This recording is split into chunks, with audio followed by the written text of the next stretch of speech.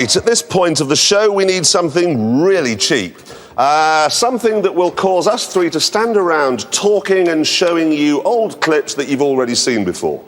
So, welcome to the Top Gear 2003 Awards. Absolutely. Now, we're not going to mess around with Best Supporting Coupe and Best Car in a Foreign Language or any of that. We are going to go straight to the big one. Top Gear's Car of the Year. Best car. Gentlemen? The Rolls-Royce Phantom. We love the way they've merged engineering excellence with old world charm. We also love the fact that Simon Cowell hasn't bought one. The Volvo XC90, a people carrier that isn't mumsy, a 4x4 that doesn't make you want to punch the driver in the middle of his face. Whoever designed this had kids. The Mazda RX-8, a practical four-door coupe that goes like stink and drives like a dream. Good at everything and good value too.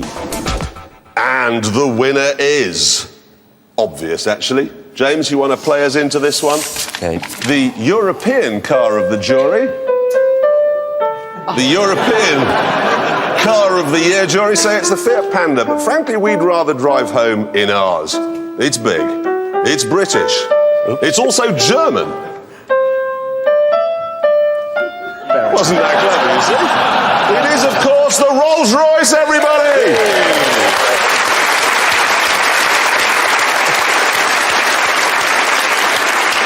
That was our attempt at being sensible. Now let's get on to our award for the dullest Grand Prix driver of the year. This is the Nigel Mansell Trophy for the driver who has most persistently driven us to the edge of distraction in a post-race press conference. Gentlemen, the nominations. From McLaren Mercedes, Kimi Räikkönen. He's 24 years old, he's paid millions of pounds a year, and he chooses to live in Chigwell. Michael Schumacher. He's had a tattoo on his neck, the little rock and roller, but just in case he wants to wash it off, it's henna. The second McLaren Mercedes driver, David Coulthard, a man who finished the season by saying exactly what he said for the last 8 seasons. I'll win next time around. 3 nominations there, and David Coulthard has come in 4th. Excellent. Old Lantern Jaw says that he will try to do better next time round. The winner, of course, is old Chatterbox himself, Kimi Räikkönen.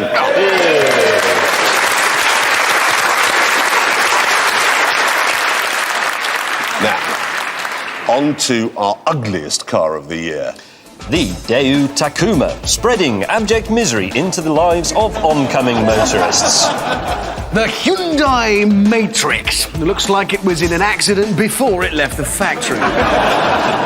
The Mercedes Vaneo. Actually, Mercedes Vaneo sounds a bit like a CNN news reporter or something, doesn't it? However, it looks like Andrew Marr. It does. Now, those were the nominations, but I'm overruling all of them. I'm playing my joker, and I'm going to say that the winner is the BMW Range.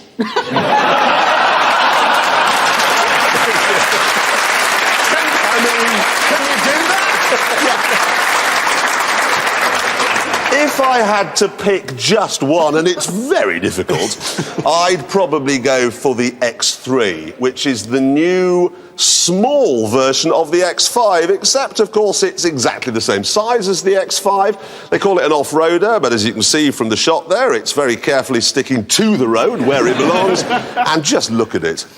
Hideous car. Right, let's move on. This is the award for the car most likely to put you into a tree. Yes. It is the Most Fun Car of the Year award. This is important. It is. Because it's been, no joking, the most amazing year for fun cars we can ever remember. I mean, supercars, normally you get one come along. How many have we had? Oh, loads. Enzo. Enzo, GT. Yeah, Porsche Carrera GT. And the Ford GT. Ford GT, Ford And the GT. Koenigsegg. McLaren 4. SLR. And 5. yes. 5 supercars in 1 year. Aston The DB7 GT. GTR with Finally. that T350C as No, well, I would the say the TBR. DB7 GT That was the car that the DB7 always should have been, suddenly arrived this year of all of them, in its last year of production. What were you saying, The Dave? T350C, the TVR. Yeah, Cracking little TVR, car. there's another one. Then there were all those little ones. You know, we got the street car and various different minis, the Works, for instance, BMW and Z4. the... BMW Z4. BMW Z4. What a machine. Yeah, well, you see now you've just gone and spoilt it, haven't you? Anyway, we have nailed this massive list down. It's just such a good year. 2, 3, hardest job ever. And they are... The Porsche GT3, the best version ever of Porsche's enduring 911. And it only took them 40 years to get there. The Renault Clio V6, it's a shopping car with the engine where the shopping normally goes, and that's why we love it. And the Vauxhall VX220 Turbo. Think of it as an Elise that runs on Tabasco sauce, and you'll see just why we love it so much. Now, I think that this is actually the most important award we're making tonight because fun is what we look for most of all in a car. We often refer to it here as the X Factor. It's that thing that makes you want to get into a car and go for a drive. So whichever one wins this is probably the best car of the year, really. The one we'd most like to drive. You're not going to believe the answer. It's the Vauxhall VX220 Turbo. Yeah, that's what it is.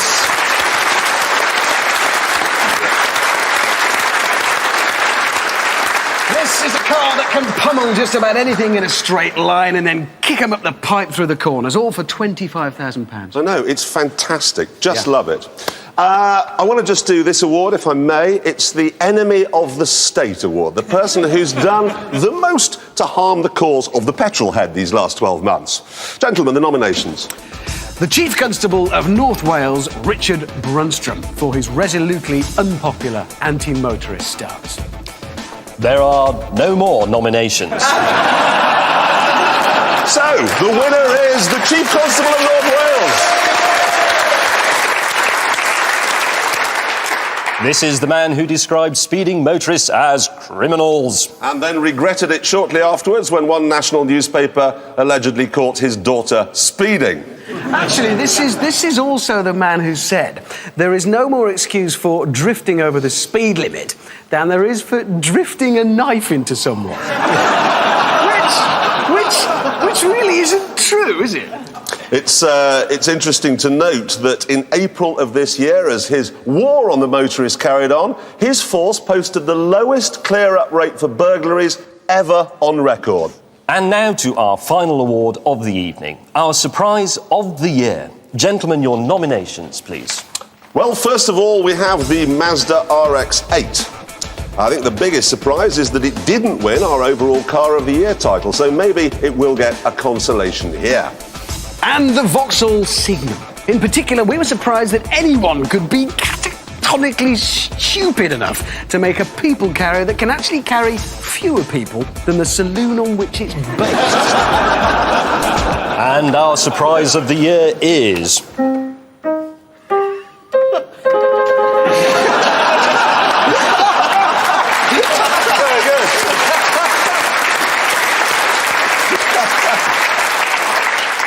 Our surprise of the year is that neither of our nominations has won, because I found something even more surprising. Absolutely. Phenomenal thing.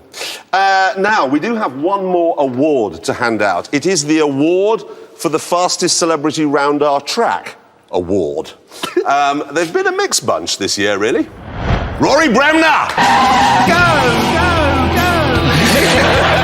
Muscle car needs a big unit. Rich Hall!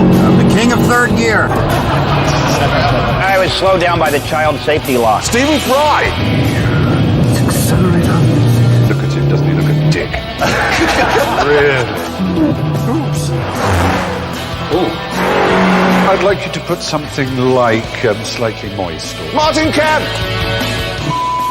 What? Very good! That's the furthest anybody's been from the track. Rob Brydon! All around, a very nice ride. Sugar babies. 1 minute, 48 seconds. Sanjeev Bhaskar! The tissue box look.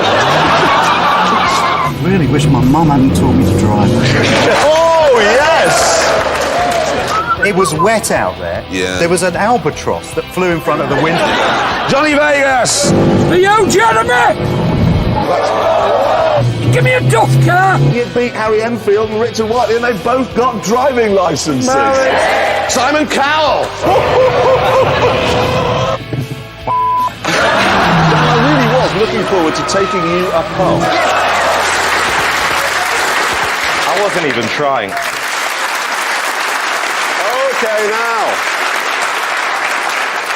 now, we've been terrified these last few weeks that Jodie Kidd would still be the top of the leaderboard and that she'd have to come down here, get another award, and we wouldn't have any money for flowers or chocolates or in James's case, even personal hygiene. Disaster. However, our bacon was saved just a few weeks ago when Simon Cowell came on the programme as a guest and blitzed the track record.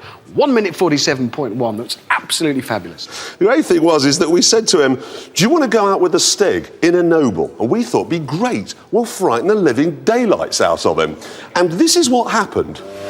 352 brake horsepower, 0 to 60 in 3.7 seconds. This is a seriously fast car, and the Stig is going right to the limits. And look, he's just not bothered.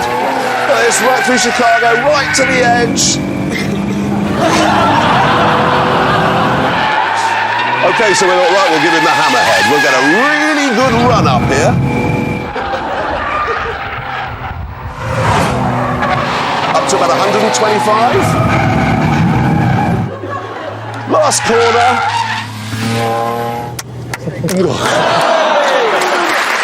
Nothing. He is a cool customer and very deserving of the Top Gear Award as the fastest celebrity of the year. We can join him now. I'd like to say that I'm sorry about not being able to accept this award personally, but I'd be lying. I'm actually on a beach in Barbados. As for the award itself, having been given it, I'm delighted I'm not going to be able to accept it personally, because this is, without question, the most pathetic award I've ever seen in my life. What does it mean to me, though? I beat a girl, I beat JK, that means a lot, and I also beat Jeremy Clarkson, and that means an awful lot to me. As a passing thought, Jeremy, I have heard Desert Island Discs, and you have the audacity to criticise my taste in music. Hopefully I'll be seeing you again next year.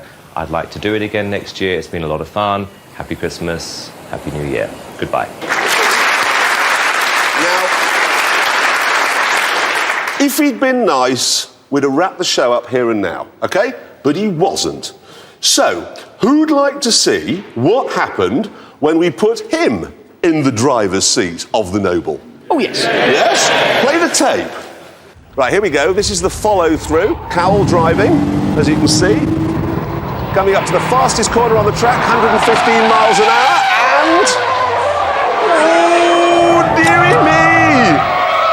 That is absolutely, totally incompetent man. Rubbish. And I think we've made it. I think so. We've made a show for 47p. Yeah. We've finished it. So, James, play us out, please. There we go. Next year, we'll be road testing lots of new cars, providing, of course, we get a big bag of money. In the meantime, enjoy the rest of your holidays and have a very, very happy New Year. Good night.